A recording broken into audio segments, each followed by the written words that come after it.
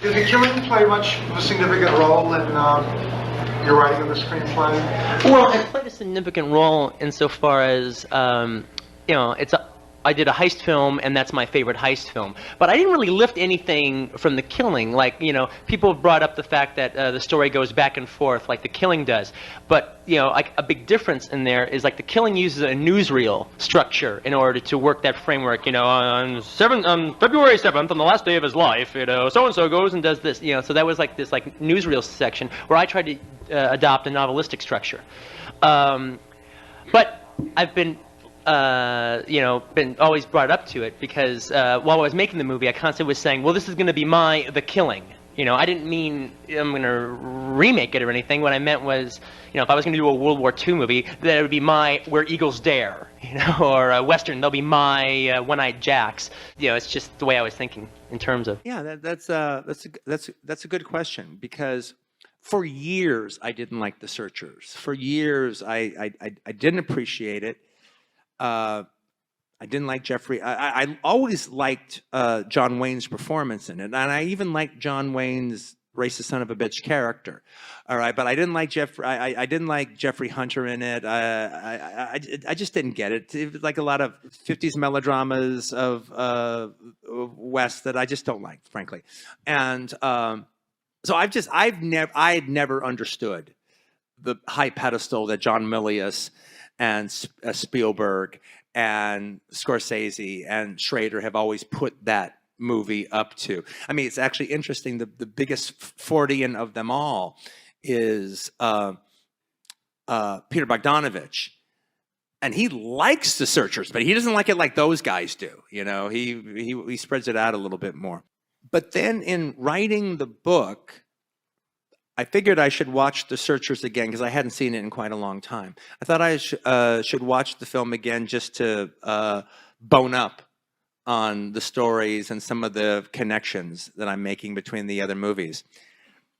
And lo and behold, this time I liked it. It was a thing where like this time I kind of got it. I'm still not as into it as these guys are. All right. But I see a little bit more where Scorsese's talking about, especially when it comes to the character, but especially his breakdown of Ethan Edwards that I recite a couple of times. A man who had a great love in him that got stomped out of him. A man who fought, who went away to fight a war that he lost. And I have to say, I did find the community of these white characters, that is what this is about, white manifest destiny, all right? But I did find them sort of touching, actually. And the rituals that they hold on to make themselves human, to hold on to a version of civilization, in this wilderness. Those little square dances that they go to, and everyone kind of knows their spot in it. This is something they took from another place. And I mean, it's quite similar to The Deer Hunter. At the beginning of The Deer Hunter, the way they take this Russian Catholic Orthodox a community and stick it in the middle of Pennsylvania and try to make it like nothing's changed. I did find that moving, actually. I found Ward Bond moving in it, and it was those community of characters that I did find moving. I'm still a little more on Scar's side than I am on Jeffrey Hunter and Ethan Edwards' side, and I do not buy that Natalie Wood's Debbie would go back with him. I think, no, she's married to Scar. She's there. And I do wish John Wayne had killed her. Because that's what he was supposed to do, because of this life not worth living defilement by this native, all right? But that is his character. So I don't like it wimping out at the end. But nevertheless, I did find it moving in a way that I was always tone deaf to. And, I'm more appreciative of where John Ford was coming from than I had been before. I, in interviews, was like talking about canceling John Ford before people were talking about being canceled and for their past work. And I realized that that's kind of an asshole thing to do. And you cannot like something. You can find something troubling from a different time period, but that's just the way it is, and that's that movie. So the first film is Insuro Honda's Rodan, and I'm really excited to actually have an Insuro Honda film on the show. Well, Rodan is their first color film. Rodan is their first color. And boy, is it. Yeah, Rodan is a terrific monster movie. So where Rodan falls in is, he still hasn't created Mothra yet. He still hasn't created Ghidorah, the three-headed dragon yet. He still hasn't done War of the Gargantuans yet. With him creating Rodan, this is his first step in creating the team that will be the team of the Toho monsters. So again, prefacing that we didn't watch this on video. We watched on a beautiful IB Technicolor 35 millimeter print of Rodan.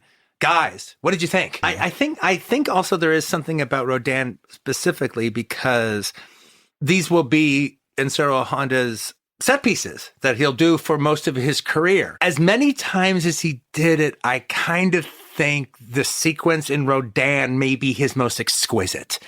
Not that this is ever the goal when it comes to the Toho model effects, but it looks a little more real in Rodan than it looks in the other thing. When the things break up, they break up in a much more realistic way. Again, reality is not what you're looking for, but when you get it in this one, I think that there's just something about the sequence in this movie that's just superlative. That crazy, wild slow motion when they're just laying waste to Rodan, and he's like, and it's like almost like Peckinpah slow motion, the way he's just moving his like wings and everything. I think the final shot of Rodan's final moment, I think that poetry goes a long way to making this one of like Insuro Honda's like top 4 great movies. Completely. All right. Yeah. It's just a great monster movie regardless. Now, maybe the storyline of Mothra is more interesting and there's more to it there.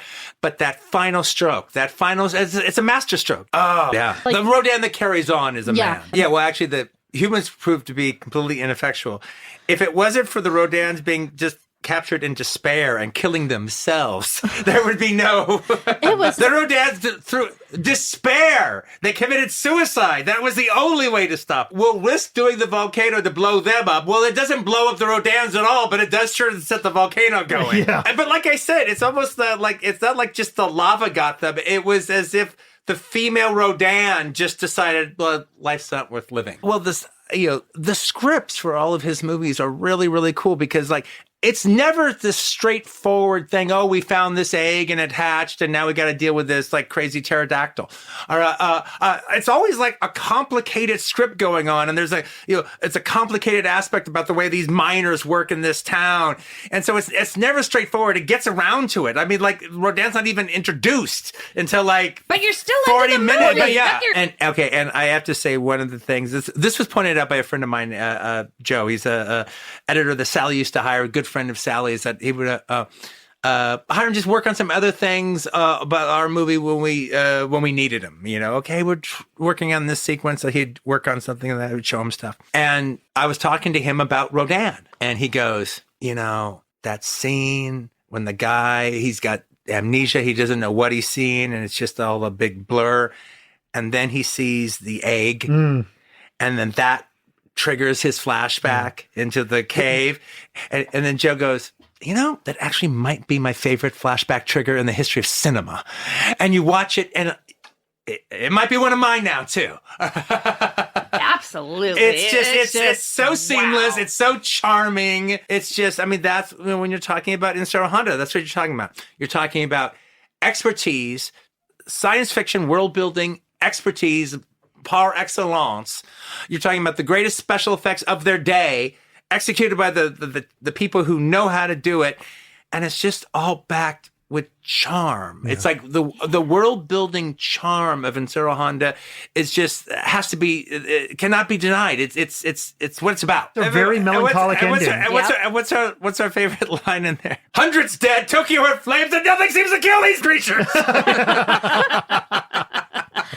Now you need to see Monster Zero, the next appearance of Rodan and Godzilla together. I know. That's one of the funnest, one of the absolute funnest. And again, Leo knows who Rodan is. I gave him a Gamera, a big plastic Gamera, a big plastic Rodan, Godzilla, and told him the names, and he knows Rodan.